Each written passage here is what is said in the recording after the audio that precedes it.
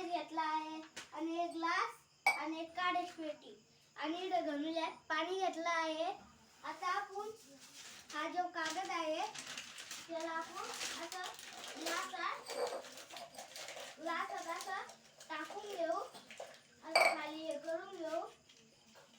घेतलं का मग याच्यात अशी जाळ लावायचा. याच्यात असं थोडस चांगलं जाळ होऊन द्यायचा. जाळ झाला का हे पहा आता मी ग्लास जे आहे का तो पाण्यात ठेवला. आता दमाने असं काढायचा.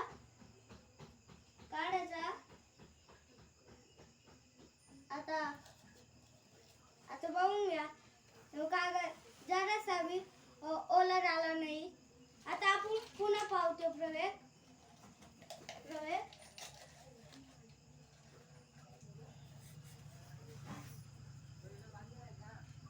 नुसतं असं ठेवायचं. बाकी काहीच करत नाही.